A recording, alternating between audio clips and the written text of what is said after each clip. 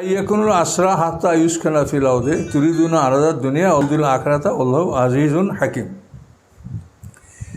নবীর জন্য শোভনীয় নয় যে তিনি বন্দি করবেন পৃথিবীতে চরম রক্তপাত না করে, চরমভাবে যুদ্ধ না করে বন্দি করবেন, এটা নবীর জন্য শোভনীয় নয়। যেহেতু শত্রুদেরকে চরমভাবে প্রতিহত করার পরে অবশিষ্টদেরকে বন্দি করতে হবে। আল্লাহ বলেন তুরিদুনা আরাদাত দুনিয়া, তোমরা কি দুনিয়ার আসবাবপত্র, দুনিয়ার ভোগবিলাসের বস্তু কামনা করো? আল্লাহ ইরুদুল আখিরা, আল্লাহ পরকাল কামনা করেন। আল্লাহ আজিজুন হাকিম, আল্লাহ পরাক্রমশালী এবং কৌশলী। এ আয়াতের অর্থ হচ্ছে বদরের যুদ্ধে যারা বন্দী হলো এবং বদরের যুদ্ধে যে ধন সম্পদ মুসলমানদের হস্তগত হলো, সে ব্যাপারে তো আল্লাহ আগেই বিধান দিয়েছেন। এবারে বন্দীদের ব্যাপারে কি হবে? তো আল্লাহ রসুল বদর প্রান্তে 3 দিন অবস্থান করার পরে সেখান থেকে রওনা করে তিনি মদিনায় পৌঁছলেন। পথে সাফরা উপত্যকায় 2 জনকে হত্যা করা হয়েছিল, নজর ইবনে হারেস এবং উকবা বিন আবি মুঈত। অবশিষ্টদেরকে মদিনায় নিয়ে যাওয়া হয়েছিল। এরপরে আল্লাহ রসুল সাহাবা একরামদেরকে বলেন যে এদের সাথে আমরা কি আচরণ করব। তখন সর্বপ্রথম আবু বকর সিদ্দিক বলেন, ইয়া রাসূলুল্লাহ, এরা আপনার আত্মীয় স্বজন, আপনার গোত্রের লোক, বংশের লোক, এদের ব্যাপারে আপনি ব্যস্ত হবেন না, এদেরকে অবকাশ দিন, সময় দিন, এরা হয়তোবা ইসলাম গ্রহণ করতে পারে। আর আমাদের এই জাতি অভাবগ্রস্ত, এদেরকে যদি মুক্তিপণ নিয়ে মুক্ত করা হয় তো আমাদের জাতির উপকার হবে, আর এই মানুষগুলি হয়তো ভবিষ্যতে ঈমান আনতে পারে। এভাবে আবু বকর সিদ্দিক প্রস্তাব দিলেন। ওমর ফারুককে আল্লাহ রসুল জিজ্ঞাসা করেন, তিনি হে আল্লাহ রসুল সাল্লাল্লাহু আলাইহি ওয়াসাল্লাম, আপনি আমাকে দাঁড় করে দেন, আমার সামনে আমার সব আত্মীয় স্বজনকে হাজির করেন, আমি তাদেরকে কতল করব। আপনি হযরত আলীকে দাঁড় করে দেন, আলীর সামনে তার বংশের যে সমস্ত লোক এই যুদ্ধে অংশগ্রহণ করছে, হযরত আলী তাদেরকে হত্যা করে ফেলুক। আমার বিধান এটি, এদের সাথে কোনো নম্রতা বা এদেরকে ক্ষমার কোনো চিন্তা আমি করছি না। আব্দুল্লাহ ইবনে রাওয়াহা, তার মতামত চাওয়া হলো। আব্দুল্লাহ রাওয়াহা বলেন, ইয়া রাসূলুল্লাহ, যেখানে ঘন জঙ্গল, এই জঙ্গলের মধ্যে তাদেরকে ঢুকিয়ে দিয়ে তারপর চতুর্দিক থেকে আগুন ধরাই দেওয়া হোক, এরা সবার মধ্যে পুড়ে মরুক, এভাবে করা হোক। এই কথা বলার পরে আল্লাহ রাসূল গৃহে প্রবেশ করলেন। সাহাবায়ে কেরামরা মনে মনে বলতে লাগলেন বা কেউ প্রকাশ করতে লাগলেন যে আল্লাহ রাসূল হয়তো আবু বকর সিদ্দিকের কথাই শুনবেন। আচ্ছা, এরপরে পরের দিন আল্লাহ রাসূল সকালে বের হলেন। তো বের হয়ে বললেন যে আবু বকর সিদ্দিকের দৃষ্টান্ত হলো ইব্রাহিম আলাইহিস সালাম এবং ঈসা আলাইহিস সালামের দৃষ্টান্ত। ঈসা আলাইহিস সালাম কী বলেছিলেন? ইন তুআযিবহুম ফাইন্নাহুম ইবাদুক ওয়া ইন তাগফির লাহুম ফাইন্নাকা আনতাল আজিজুল হাকীম। যে আপনি যাদেরকে শাস্তি দেন আপনারই বান্দা তারা, আর যদি ক্ষমা করেন তো আপনি ক্ষমা করার কৌশল রাখেন, ক্ষমতাও রাখেন। ইব্রাহিম আলাইহিস সালাম বলেছেন, ফামান তাবিআনি ফাইন্নাহু মিন্নী ওয়া মান আসানি ফাইন্নাকা গফুরুর রহিম। ইব্রাহিম আলাইহিস সালাম বলেন যে ফামান তাবিআনি ফাইন্নাহু মিন্নী, যারা আমাকে অনুকরণ করলো তারা তো আমারই দলভুক্ত। ওমান আসানি, যারা আমার নাফরমানি করলো, অবাধ্য হলো যারা, ফাইন্নাকা আনতাল আজিজুল হাকীম, ফাইন্নাকা গফুরুর রহিম, নিশ্চয়ই আল্লাহ তাআলা আপনি তাদের জন্য ক্ষমাশীল, দয়াশীল। ইব্রাহিম আলাইহিস সালাম বদদুয়া করলেন না এবং তাদেরকে শাস্তির জন্য বলেন আল্লাহ, যারা আমাকে ফামান তাবিআনি ফাইন্নাহু মিন্নী ওয়া মান আসানি ফাইন্নাকা গফুরুর রহিম, যারা আমাকে মানলো তারা তো আমারই, আর যারা অমান্য করলো আপনি ক্ষমাশীল, আপনি দয়াশীল। আবু বকর সিদ্দিক সম্পর্কে আল্লাহ রাসূল বললেন যে তোমার দৃষ্টান্ত হলো ইব্রাহিম আলাইহিস সালাম, ঈসা আলাইহিস সালাম। আর ওমর ফারুককে বললেন যে তোমার দৃষ্টান্ত হলো নূহ আলাইহিস সালাম মতো। নূহ আলাইহিস সালাম আল্লাহর কাছে বলছিলেন, রব্বি লা তাযার আলাল আরদি মিনাল কাফিরিনা দাইয়ারা, হে আল্লাহ, পৃথিবীর বুকে কাফেরদের একটা ঘরও আপনি অবশিষ্ট রাখবেন না। তো ওমর ফারুককে বললেন যে তোমার দৃষ্টান্ত হলো নূহ আলাইহিস সালামের মতো। আব্দুল্লাহ রাওয়াহাকে বললেন তোমার দৃষ্টান্ত হলো মূসা আলাইহিস সালামের মতো। মূসা আলাইহিস সালাম যেভাবে বলেছেন, কারুন এবং কারুন সম্প্রদায়ের বিরুদ্ধে বদদুয়া করেছিলেন যে তাদের উপরে আপনি কঠোরতা অবলম্বন করুন, তাদের মাল ধ্বংস করুন, তাদেরকে ধসিয়ে দেন। এইভাবে যে মূসা আলাইহিস সালাম কারুন এবং তার সম্প্রদায়ের উপরে বদদুয়া করেছিল, আব্দুল্লাহ রাওয়াহা তোমার দৃষ্টান্ত হলো মূসা আলাইহিস সালামের মতো। এভাবেই আল্লাহ রসুল তাদের কথা বললেন এবং এভাবেই সময়টা পার হলো। সময় পার হওয়ার পরে তো যে সকলের যে চিন্তা ছিল সেটা যে আল্লাহ রসুল শেষ পর্যন্ত আবু বকর সিদ্দিকের কথাটাই সেটা মেনেছিলেন, এবং সেখানে সিদ্ধান্ত হয়েছিল যে 40 আউকিয়া, এক একজনে 40 আউকিয়া মুক্তিপণ দিয়া তারা এক একজন মুক্ত হবে। আর যাদের কাছে এই অর্থটা থাকবে না তারা 10 জন অশিক্ষিত আনসার লোকদেরকে, আনসার সম্প্রদায়ের লোককে তারা প্রশিক্ষণ দেবে, তারপর তারা যাবে। এভাবেও আল্লাহ রসুল মানে শিক্ষার উপরে তার যে একটা কত বড় ঝোঁক ছিল দেখেন, যে 10 জন আনসার, অশিক্ষিত আনসারদেরকে তারা শিক্ষিত করে তারপর যাবে, তারা মুক্তি লাভ করবে। তো এইভাবে আল্লাহ রসুল যখন এই সিদ্ধান্তটা নিয়েছিলেন, সিদ্ধান্ত নেওয়ার পরে তো আল্লাহ তাআলা মানে আল্লাহ রসুল এবং আবু বকর সিদ্দিককে সতর্কতামূলক কিছু আদেশ দিয়েছেন, যে আদেশটা আমরা সামনে দেখতে পাচ্ছি। কোনো এক প্রভাতে সকালে আবু বকর সিদ্দিক আল্লাহ রসুল দুজনই কাঁদছেন। এইটা দেখে উমর ফারুক সে বলেন, ইয়া রাসূলুল্লাহ, আপনি কেন কাঁদছেন বলেন? যদি এটা কাদার মতো হয় তো আমিও কাঁদবো, আমিও কাঁদার চেষ্টা করবো, বলেন আপনি কেন কাঁদছেন?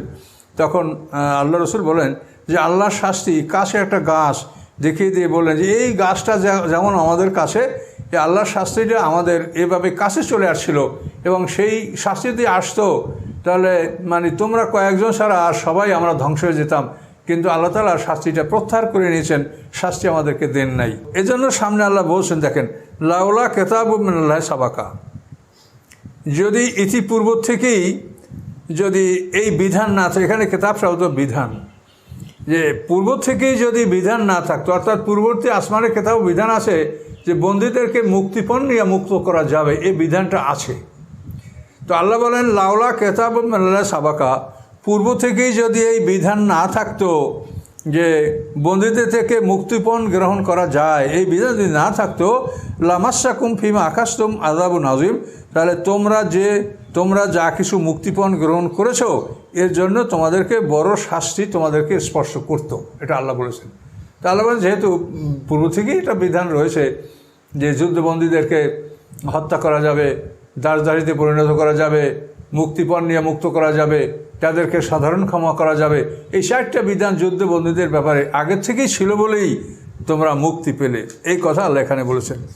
এখন এই কথা শুনে সাহাবীরা খুব ভীত হয়ে গেছে যে এই মুক্তিপণ নিয়ে টিয়া এগুলি আমরা বন্টন করে এগুলিকে আমরা আমাদের ক্ষেত্রে আল্লাহ রসুল দেন, এটা ভক্ষণ করবো কি করবো না, এরা খুব মনে মনে ভীত।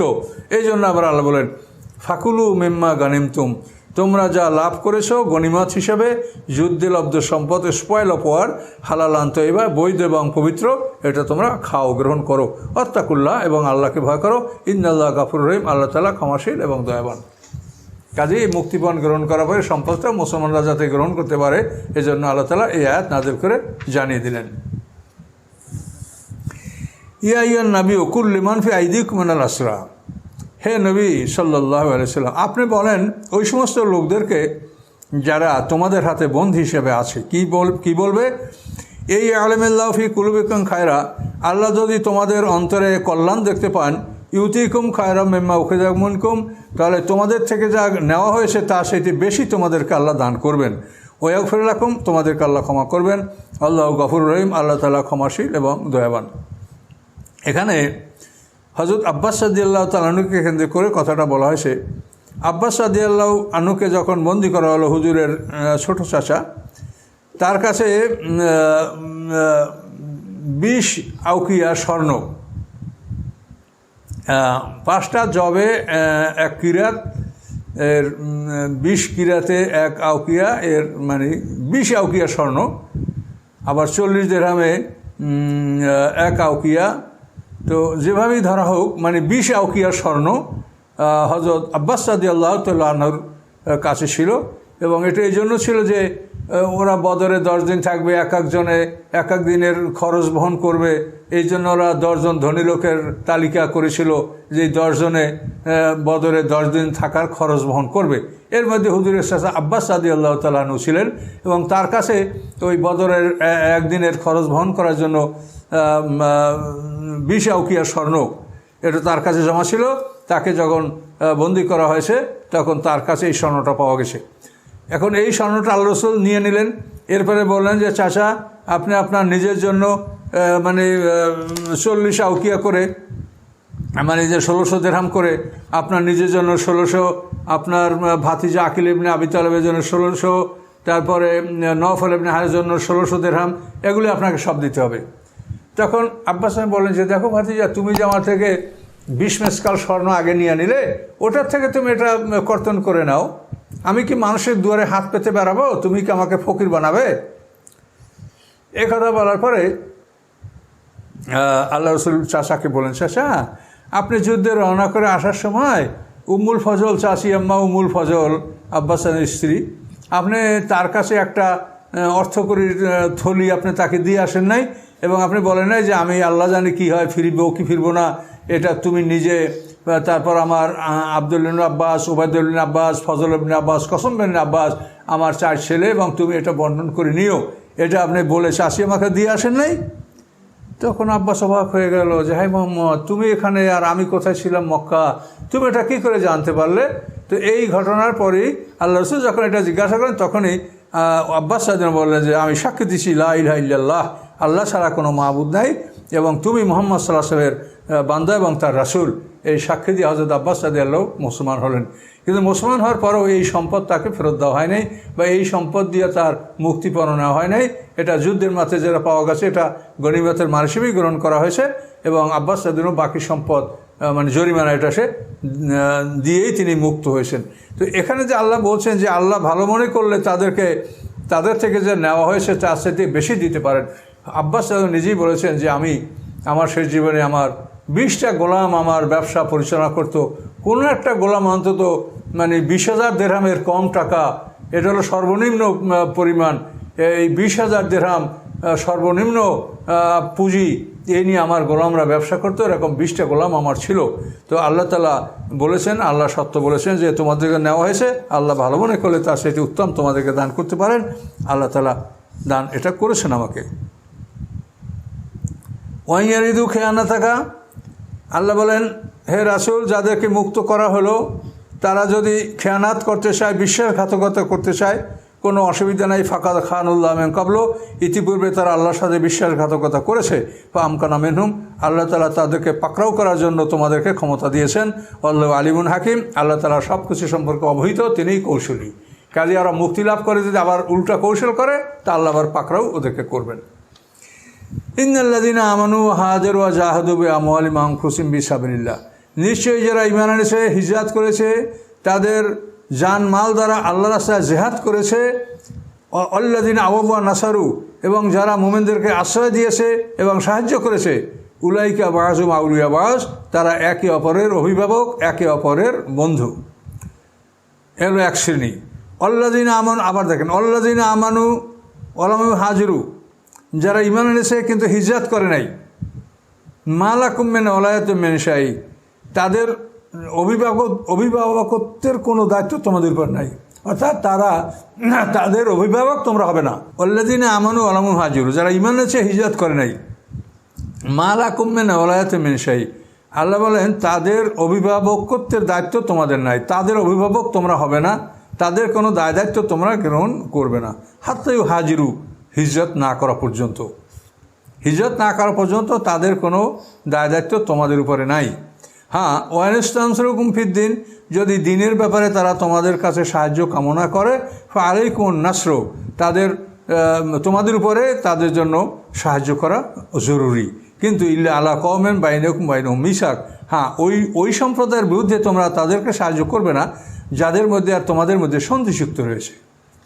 যাদের মধ্যে তোমাদের মধ্যে সন্ধিযুক্ত রয়েছে তাদের বিরুদ্ধে যদি তারা সাহায্য চায়, সেই সাহায্য তোমরা করবে না, তোমরা তোমাদের সন্ধি বহাল রাখবে। আল্লাহু বিমা তা'মালুনা বাসীর, আল্লাহ তাআলা তোমাদের সমস্ত আমল সম্পর্কে অবহিত রয়েছেন। ওয়াল্লাযীনা কাফারু বাযুহুম আউলিয়া বায, যারা কাফের তারা একে অপরের বন্ধু, একে অপরের অভিভাবক। আল্লাহ বলেন এটাই তোমরা করবে। ইল্লা তাফআলুহু, যদি তোমরা এটা না করো, তাকুন ফিতনাতুন ফিল আরদ, তাহলে পৃথিবীতে ফিতনা সৃষ্টি হবে, বিপর্যয় সৃষ্টি হবে, ফাসাদুন কাবীর, এবং বড় ফাসাদ সৃষ্টি হবে, গণ্ডগোল গোলযোগ সৃষ্টি হবে। কাজেই হিজরত যারা করে নাই তাদের সম্পদ তোমরা পাবে না, তোমাদের সম্পদ তারা পাবে না। বাস, হিজরত না করা পর্যন্ত তারা আত্মীয় হলেও তোমাদের যে মানে উত্তরাধিকার সূত্রে যে সম্পদ তারা পাওয়ার যোগ্য, এটা হিজরত না করা পর্যন্ত ওরা পাবে না। এটা আল্লাহ রসুল বলে দিয়েছেন, আল্লাহ বলে দিয়েছেন যে এটা না হলে ফেতনা হবে। কাজে এভাবেই ওরা যতক্ষণ হিজরত না করে ততক্ষণ যেখানে আছে সেখানেই থাকবে, তোমাদের অরিস তারা হবে না, তোমরা তাদের অরিস হবে না। তাহলে এখানে একটা দল দেখেন যে ইন্নাল্লাযিনা আমানু হাজারু জাহাদু, এটা গেল, এটা আপনার ধরেন 72 নম্বর 73 নম্বর আয়াত এটা গেল। তো এখন আবার দেখেন এই 74 নম্বর আল্লাযিনা আমানু হাজারু জাহাদু ফি সাবিলিল্লাহ। তো এখানেও যে কথা বলা হলো, এখানে একই কথা বলা হচ্ছে, এর অর্থটা কি? তো এর অর্থ হলো এখানে ইন্নাল্লাযিনা আমানু হাজারু জাহাদু, এ যে বলা হয়েছে 72 নম্বর আয়াতে, 72 নম্বর আয়াতে যেটা বলা হয়েছে এটা হচ্ছে হুদায়বিয়ার পূর্বে যারা ইসলাম গ্রহণ করছে তাদের কথা এখানে বলা হয়েছে। সাহাবীদের 3টে স্তর, ইসলামের শুরু থেকে আরম্ভ করে হুদায়বিয়ার পূর্বক্ষণ পর্যন্ত যারা ইসলাম গ্রহণ করছেন তাদের কথা এই 72 নম্বর আয়াতে বলা হয়েছে। আর 74 নম্বর আয়াতে আবার দেখেন আল্লাযিনা আমানু হাজারু ওয়া জাহাদু ফি সাবিলিল্লাহ, যারা ঈমান এনেছে, হিজরত করেছে, আল্লাহর সাথে জিহাদ করেছে, আল্লাযিনা আওয়া ওয়া নাসারু, যারা আশ্রয় দিয়েছে, সাহায্য করেছে, উলাইকুমুল মুমিনুন হাক্কা, তারা প্রকৃত মুমিন। এখানে আবার এই কথা বলেছেন।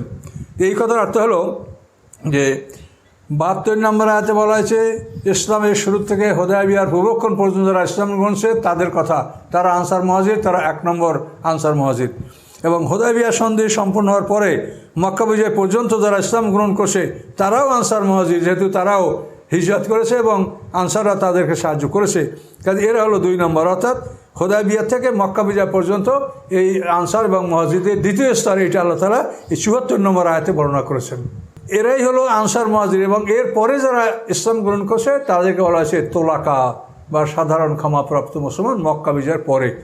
তাহলে এই যে সাহাবীদের 3টে স্তর, হুদায়বিয়ার সন্ধির পূর্ব পর্যন্ত এদের সংখ্যা এই সময় পর্যন্ত আল্লাহ রসুল 3000-এর বেশি লোক যুদ্ধে একত্রিত করতে পারেননি হুদায়বিয়া পর্যন্ত। ষষ্ঠ হিজরি, হুদায়বিয়ার পর অষ্টম হিজরিতে মক্কা বিজয় করেন, আল্লাহ রসুল 10,000 সাহাবী নিয়ে রওনা করেন। তো এখানে দেখেন যেখানে 3000 সেইখানে 3, 6, 9 মানে 3 গুণ তার চাইতেও বেশি সাহাবী নিয়ে আল্লাহ রসুল মক্কা বিজয়ে রওনা করেন। তাহলে এখন হুদায়বিয়া থেকে মক্কা বিজয় পর্যন্ত এরা হলো 2 নম্বর সাহাবী, 2 নম্বর। আর মক্কা বিজয়ের পরে কিয়ামত পর্যন্ত 3 নম্বর। তো মক্কা বিজয়ের পরে যারা সাহাবী বা ঈমান গ্রহণ করবে তাদেরকে একটা শর্ত দিয়ে দিয়েছেন আল্লাহ, তাদেরকে বলেছেন যে সিনিয়রদের আনুগত্য করতে হবে। আস-সাবিকুনাল আউয়ালুনা মিনাল মুহাজিরিনা ওয়াল আনসারি ওয়াল্লাযিনা তাবাউহুম বিইহসানিন, এই সাবিকুনাল আউয়ালুন যারা এই পূর্ববর্তী আনসার ও মুহাজির যাদের কথা উল্লেখ করা হলো, ওয়াল্লাযিনা তাবাউহুম বিইহসানিন, পরবর্তীতে নিষ্ঠার সাথে যারা এদের অনুকরণ করবে আল্লাহ তাদের উপর সন্তুষ্ট থাকবেন কিয়ামত পর্যন্ত। তাহলে এই সন্তুষ্টিটা এটা শুধু সাহাবীদের উপরেই নয়, অর্থাৎ সিনিয়র সাহাবীদের নিষ্ঠার সাথে যারা আনুগত্য করবে কিয়ামত পর্যন্ত তাদের সকলের উপরেই আল্লাহ সন্তুষ্ট থাকবেন। আবার সূরা হাশরের 9 নম্বরে এই ধরনের কথাই আল্লাহ বলেছেন। আজ এখান থেকে আমরা স্পষ্ট কোরআন থেকে বুঝে নিলাম যে আল্লাহ তাআলা এই মানে 72 নম্বরে একবার বললেন আল্লাযিনা আমানু হাজারু, আবার 74 নম্বরে আল্লাহ বললেন আল্লাযিনা আমানু হাজারু ওয়া জাহাদু, একই কথা। এই কথা দুইটার ব্যবধান হলো এখানে যে হুদায়বিয়ার পূর্বক্ষণ পর্যন্ত যারা ইসলাম গ্রহণ করছেন তারা 1 নম্বর, হুদায়বিয়া থেকে মক্কা বিজয় পর্যন্ত যারা ইসলাম গ্রহণ তারা 2 নম্বর, এরপরে মক্কা বিজয় থেকে যারা কিয়ামত পর্যন্ত ইসলাম গ্রহণ করবে তারা 3 নম্বর মুসলমানের মধ্যে অন্তর্ভুক্ত। কিন্তু ওই 3 নম্বরদের জন্য শর্ত রাখা হয়েছে, সিনিয়রদের আনুগত্য করতে হবে নিষ্ঠার সাথে, এটা কোরআনে শর্ত দেওয়া হয়েছে। আবার সূরা হাশরে বলা হয়েছে তাদের জন্য দোয়া করতে হবে, রব্বানা গফির লানা ওয়া লিইখওয়ানিল্লাযিনা সাবাকুনা বিল ঈমান। দোয়ার সময় বলবো আল্লাহ আমাদেরকে ক্ষমা করেন এবং ঈমানের ক্ষেত্রে যারা আমাদের থেকে অগ্রগামী তাদেরকে ক্ষমা করেন। এইভাবে দোয়ায় সিনিয়রদের জন্য দোয়া করতে হবে, তাদেরকে সম্মান করতে হবে। এটা আল্লাহ সূরা হাশরের 9 নম্বর আয়াতে এটা বর্ণনা করেছেন। আর আগে যে আয়াতে ওটা সূরা তওবার 100 নম্বর আয়াতে আল্লাহ বর্ণনা করেছেন উলাইকুমুল মুমিনুনা হাক্কা, এরা প্রকৃত মুমিন। লাহুম মাগফিরাতুন ওয়া রিজকুন কারীম, তাদের জন্য আল্লাহর পক্ষ থেকে ক্ষমা রয়েছে এবং সম্মানজনক জীবিকা রয়েছে। আল্লাযিনা আমানু মিন বা'দু হাজারু, এই হলো আবার এই 3 নম্বর। আল্লাযিনা আমানু মিন বা'দু হাজারু ওয়া জাহাদু মাআকুম, এরপরে যারা ঈমান এনেছে তোমাদের পরে এবং হাজারু ওয়া জাহাদু, এবং তারা হিজরত করেছে জিহাদ করে তোমাদের সাথে, ফাউলাইকা মিনকুম, এবং তারা হচ্ছে তোমাদের মধ্যে হতে উলুল আরহামে বাজুম আওলা বিবাজ, এবং আত্মীয় স্বজন একে অপরের থেকে ঘনিষ্ঠতর। ফি কেতাবিল্লাহ, আল্লাহর কেতাবে, ইন্নাল্লাহ বিকুল্লি শাইইন আলিম, নিশ্চয়ই আল্লাহ তাআলা সব কিছু সম্পর্কে অবহিত রয়েছেন। তো মক্কা বিজয়ের পরে হিজরতের বিধান রহিত হয়ে গেছে। মক্কা বিজয়ের পরে আর হিজরতের বিধান নাই। মক্কা বিজয়ের পূর্বে পর্যন্ত হিজরতের বিধান ছিল। এজন্য আল্লাহ তাআলা সর্বশেষ একথাই গণনা করলেন, যারা পরবর্তীতে ঈমান এনেছে, যারা হিজরত করছে, জিহাদ করছে তোমাদের সাথে, ফাউলাইকা মিনকুম, তারা তোমাদের অন্তর্ভুক্ত, এবং আত্মীয় স্বজন একে অপরের তুলনায় ঘনিষ্ঠতর। এই জন্য নিকটতম থাকার অবস্থায় দূরবর্তী পায় না। যেমন মৃত ব্যক্তির নিকটতম হচ্ছে সন্তান, যদি সন্তান থাকে তার দূরবর্তী হলো নাতি পোতাপুতি, এই জন্য ওই দূরবর্তীদেরকে মানে মাহরুম করা হয়েছে নিকটতম কারণে, এই আয়াতের কারণে। আল্লাহ বলছেন আত্মীয় স্বজন যারা, তারা একে অপরের নিকটতম আল্লাহর কেতাবে। আল্লাহ তাআলা সব কিছু সম্পর্কে অবগত রয়েছেন। কাজে আল্লাহ তাআলা সব কিছু সম্পর্কে অবগত, এবং তিনি আমাদেরকে জানিয়েছেন, তা আমরা জানবো এবং বুঝবো, বুঝে শুনে সেইভাবে আমরা আমল করার চেষ্টা করব। তো তৃতীয়বার আল্লাহ তাআলা ঈমান এবং হিজরতের কথা বলেছেন, তাহলে এগুলিও মক্কা বিজয়ের পূর্বক্ষণে, এটা মক্কা বিজয়ের পরে আর হতে পারে না। যেহেতু ঈমান এবং হিজরতের প্রসঙ্গ আসলেই বুঝতে হবে এটা মক্কা বিজয়ের আগে কথা বলা হয়েছে। এবং এই আয়াতের সাথে আবার বলা হয়েছে উলুল আরহাম, আত্মীয় সম্পর্ক। আত্মীয় সম্পর্ক এটা নিকটতমরা থাকতে দূরবর্তীরা পাবে না। এখানে আল্লাহ তাআলা এতটুকু কথা বলে দিয়েছেন, এবং এটার উপর ভিত্তি করে সম্পত্তি বন্টনের আইনের বিধিবিধানগুলো করা হয়েছে। এটা এই আয়াতের উপরে ভিত্তি করে এটা করা হয়েছে।